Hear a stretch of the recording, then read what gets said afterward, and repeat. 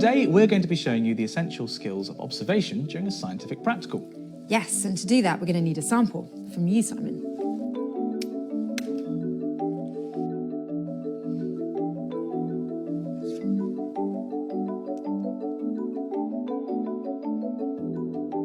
Right, so here is what your blood looks like under 1,000 times magnification.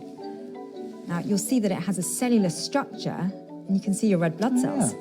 Now, you could actually draw, you see, to examine the cell structure in more detail, but you need to make sure that you show its key features. Okay, right, well, the red blood cells are discs. They're circular in shape, so I can draw that here. And you can also see that they bend inwards on both sides. They're what we call biconcave. So I can sort of shade my drawing to show that. It'd be good to get a measurement of their size. I mean, obviously they're bigger on the screen than they are in real life, but how much bigger?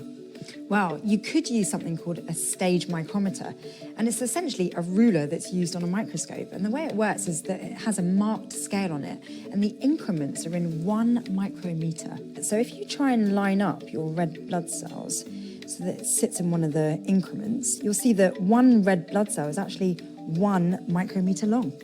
Okay, so my drawing then is about 20 millimeters? Yeah. 20 millimeters across. So that means that it's 20,000 micrometers across. Yes, and if you divide that by 1 micrometer, the length of your red blood cell, that means that your drawing has magnified your actual red blood cell by about 20,000 times.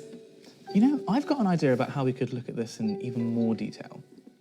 Now, this is what I call a microscope. This bad boy is a scanning electron microscope, which allows us to see objects at magnifications of 10,000 times or even more. But this isn't your blood, is it? No, it's not. In order for the microscope to pick up the blood sample, we actually had to coat it with gold. And that's quite a lengthy process that we didn't have time for with my blood, so these are somebody else's blood cells. But just look at the detail. I mean, this is only at 3,000 times magnification, but the detail you can see is extraordinary. Yeah, the images are so crisp, and the clarity, it almost looks like 3D. It pops out at you, doesn't it? And you can see how the cells curve inward. It's the biconcave shape that we talked about earlier. If we wanted to record this, we don't have to draw it. We can actually just save the image. Yeah, I mean, what fascinates me about this is that scientists use this microscope for all kinds of different materials to look at it in minute detail. Across lots of different areas of science.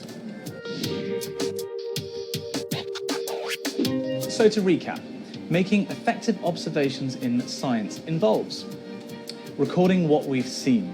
Depending on the investigation, you might take a photo or make a drawing like we did, or record data in a table or graph. Taking accurate measurements. In our investigation, we needed to know precisely how big the objects were that we were looking at. And then lastly, noting key features like shape or colour. Do you know what? I'm just amazed that we can look at our blood in that much detail. It is extraordinary. Every single drop of your blood has millions of those tiny cells in. Incredible.